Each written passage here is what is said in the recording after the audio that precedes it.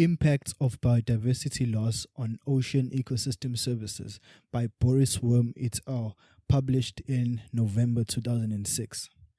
Abstract. Human-dominated marine ecosystems are experiencing accelerating loss of populations and species with largely unknown consequences. We analyze local experiments, long-term regional time series, and global fisheries data to test how biodiversity loss affects marine ecosystem services across temporal and spatial scales. Overall, the rates of resource collapse increase and recovery potential, stability, and water quality decrease exponentially with declining diversity. Restoration of biodiversity, in contrast, increased productivity fourfold and decreased variability by 21% on average. We conclude that marine biodiversity loss is increasingly impairing the ocean's capacity to provide food, maintain water quality, and recover from perturbations. Yet available data suggests that at this point, these trends are still reversible. Introduction. What is the role of biodiversity loss in maintaining the ecosystem services on which a growing human population depends? Recent surveys of the terrestrial literature suggest that local species richness may enhance ecosystem productivity and stability. However, the importance of biodiversity changes at the landscape level is less clear, and the lessons from local experiments and theory do not seem to easily extend to long-term, large-scale management decisions. These issues are particularly enigmatic for the world's oceans, which are geographically large and taxonomically complex, making the scaling up from local to global scales potentially more difficult. Marine ecosystems provide a wide variety of goods and services, including vital food resources for millions of people. A large and increasing proportion of our population lives close to the coast. Thus, the loss of services such as flood control and waste detoxification can have disastrous consequences.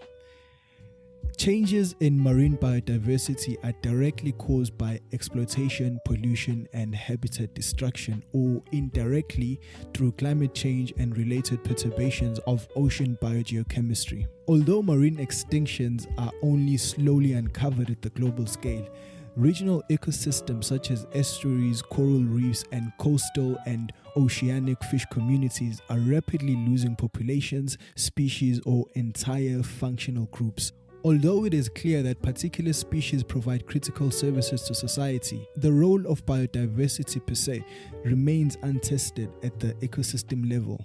We analyze the effects of changes in marine biodiversity on fundamental ecosystem services by combining available data from resources ranging from small-scale experiments to global fisheries. Experiments. We first use meta-analysis of published data to examine the effect of variation in marine diversity, genetic or species richness that is, on primary and secondary productivity, resource use, nutrient cycling, and ecosystem stability in 32 controlled experiments. Such effects have been contentiously debated, particularly in the marine realm, where high diversity and connectivity may blur any deterministic effect of local biodiversity on ecosystem functioning. Yet, when the available experimental data are combined, they reveal a strikingly general picture. Increased diversity of both primary producers, Figure 1a, and consumers, Figure 1b, enhanced all examined ecosystem processes. Observed effect sizes corresponded to a 78 to 80% enhancement of primary and secondary production in diverse mixtures relative to monocultures, and a 20 to 36% enhancement of resource use efficiency, Figure 1a and b. Experiments that manipulated species diversity, Figure 1b, or genetic diversity, Figure 1c, both found that diversity enhanced ecosystem stability, here defined as the ability to withstand recurrent perturbations.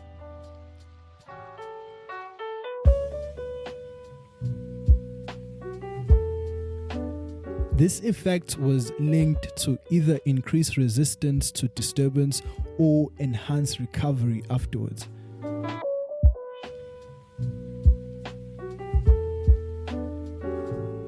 A number of experiments on diet mixing further demonstrated the importance of diverse food sources for secondary production and the channeling of that energy to higher levels in the food web, figure 1D. Different diet items were required to optimize different life history processes, that is, growth, survival, and fecundity, leading to a maximum total production in the mixed diet. In summary, experimental results indicate robust positive linkages between biodiversity, productivity, and stability across trophic levels in marine ecosystems. Identified mechanisms from the original studies include complementary resource use, positive interactions, and increased selection of highly performing species at high diversity. To test whether experimental results scale up in both space and time, we compiled long-term trends in regional biodiversity and services from a detailed database of 12 coastal and estuarine ecosystems and other resources. We examined trends in 30 to 80, on average 48, economically and ecologically important species per ecosystem. Records over the past millennium revealed a rapid decline of native species diversity since the onset of industrialization, figure 2A. As predicted by experiments, systems with higher regional species richness appeared more stable, showing lower rates of collapse and extinction of commercially important fish and invertebrate taxa over time, figure 2B. Overall, the historical trends led to the present depletion, here defined as greater than 50% decline over baseline abundance, collapse defined as greater than 90% decline, or extinction defined as 100% decline of 91, 38 or 7% of species on average, figure 2C. Only 14% recovered from collapse, figure 2C. These species were mostly protected birds and mammals. These regional biodiversity losses impaired at least 3 critical ecosystem services, figure 2D, that is, number of viable or non-collapse fisheries at minus 33%, provision of necessary habitats such as oyster reefs, seagrass beds, and wetlands, minus 69%, and filtering and detoxification services provided by suspension feeders, submerged vegetation, and wetlands, minus 63%. Loss of filtering services probably contributed to declining water quality and increasing occurrence of harmful algal blooms, fish kills, shellfish and beach closures, and oxygen depletion, figure 2E. Increasing coastal flooding events, figure 2E, are linked to sea level rise but were probably accelerated by historical losses of floodplains and erosion control provided by coastal wetlands, reefs, and submerged vegetation. An increased number of species invasions over time, figure 2E, also coincided with the loss of native biodiversity. Again, this is consistent with experimental results. Invasions did not compensate for the loss of native biodiversity and services because they comprise other species groups, mostly microbial, plankton, and small invertebrate taxa. Although causal relationships are difficult to infer, these data suggest that substantial loss of biodiversity, figures 2A and C, is closely associated with regional loss of ecosystem services, figure 2D, and increasing risk for coastal inhabitants, figure 2E. Experimentally derived predictions that more species-rich systems should be more stable in delivering services, figure 1, are also supported at the regional scale, figure 2B.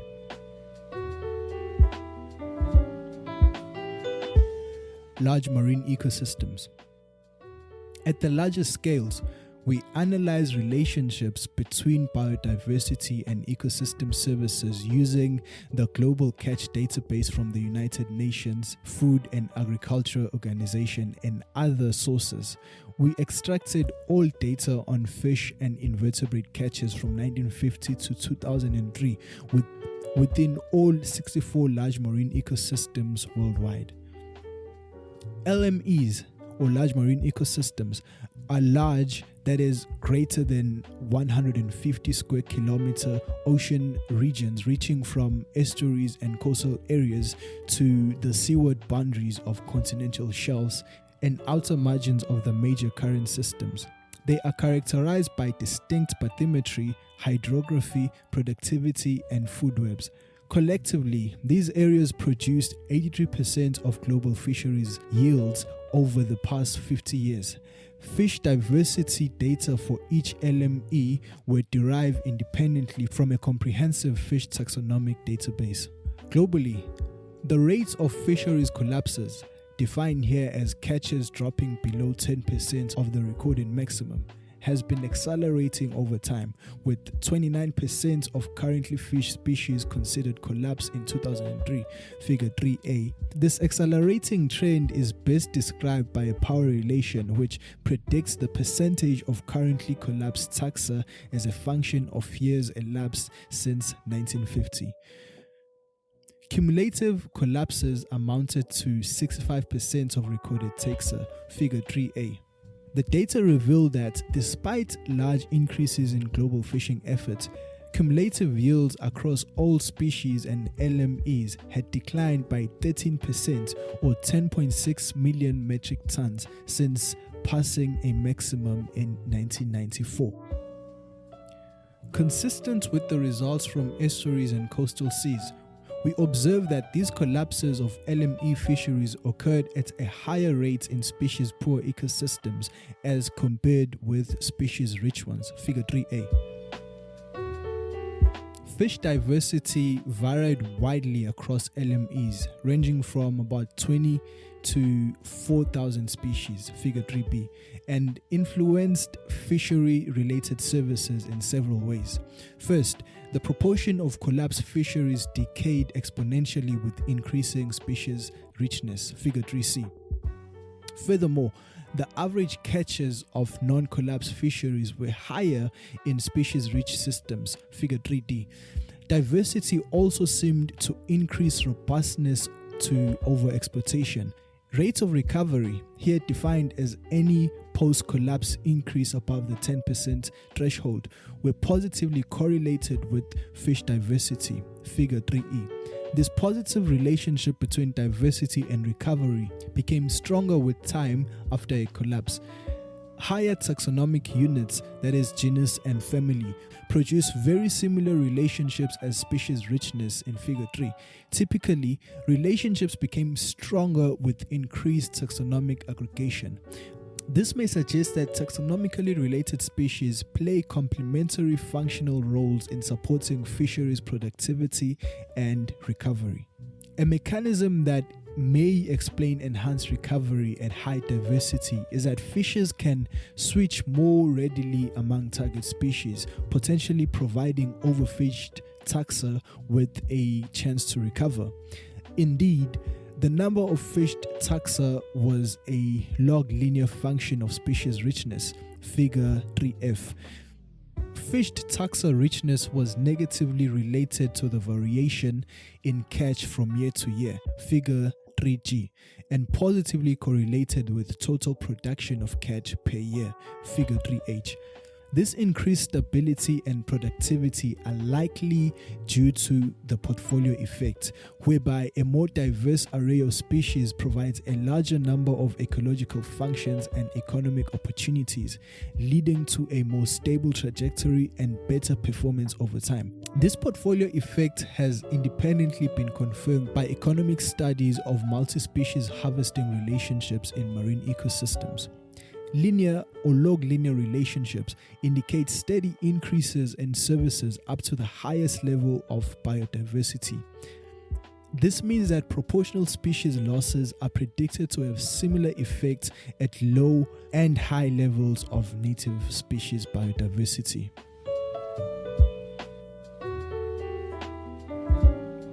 Marine reserves and fisheries closures. A pressing question for managers is whether the loss of services can be reversed once it has occurred. To address this question, we analyze available data from 44 fully protected marine reserves and 4 large-scale fisheries closures.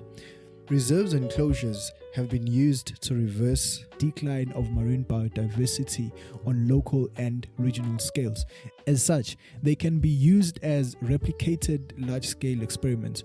We used meta-analytic techniques to test for consistent trends in biodiversity and services across all studies. Figure 4. We found that reserves and fisheries closures showed increased species diversity of target and non-target species, averaging a 23% increase in species richness. Figure 4a. These increases in biodiversity were associated with large increases in fish productivity, as seen in the fourfold average increase in catch per unit effort in fished areas around reserves. Figure 4b. The differences in total catch was less pronounced, figure 4b, probably because of restrictions on fishing efforts around many reserves. Resistance and recovery from natural disturbances from storms and thermal stress tended to increase in reserves, though not significantly in most cases, figure 4c. Community variability, as measured by the coefficient of variation in aggregate fish biomass, was reduced by 21% on average, figure 4c. Finally, tourism revenue, measured as a relative increase in dive trips with 138 Caribbean protected areas, strongly increased after they were established, figure 4d. For several variables, statistical significance depended on how studies were weighted. Figure 4, solid versus open circles. This is probably the result of large variation in sample size among studies. Despite the inherent variability, these results suggest that at this point it is still possible to recover lost biodiversity, at least on local to regional scales, and that recovery is generally accompanied by increased productivity and decreased variability, which translates into extractive revenue, that is fish catches around reserves, and non-extractive revenue, that is tourism within reserves. Conclusion. Positive relationships between diversity and ecosystem functions and services were found using experimental, figure 1, and correlative approaches along trajectories of diversity loss, figure 2 and 3, and recovery, in figure 4. Our data highlight the societal consequences of an ongoing erosion of diversity that appears to be accelerating on a global scale, figure 3a. This trend is of serious concern because it projects the global collapse of all taxa currently fished by the mid-21st century, based on the extrapolation of regression in figure 3a to 100% in the year 2048.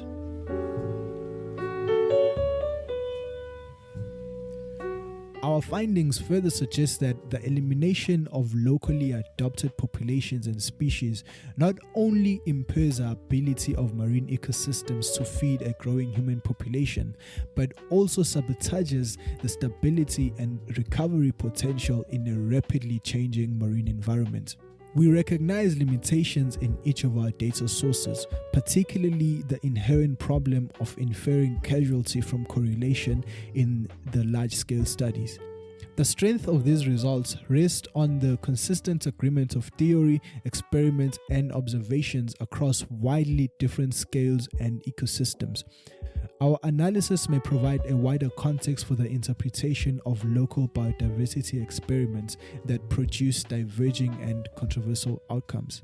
It suggests that very general patterns emerge on progressively larger scales. Higher diversity systems consistently provide more services with less variability, which has economic and policy implications. First, there is no dichotomy between biodiversity conservation and long-term economic development. They must be viewed as interdependent societal goals. Second, there was no evidence for redundancy at high levels of diversity. The improvement of services was continuous on a log linear scale, figure 3. Third, the buffering impact of species diversity on resistance and recovery of ecosystem services generates insurance value that must be incorporated into future economic valuations and management decisions. By restoring marine biodiversity through sustainable fisheries management, pollution control, maintenance of essential habitats, and the creation of marine reserves, we can invest in the productivity and reliability of the goods and services that our ocean provides to humanity. Our analysis suggests that business as usual would foreshadow serious threats to global food security, coastal water quality, and ecosystem stability, affecting current and future generations.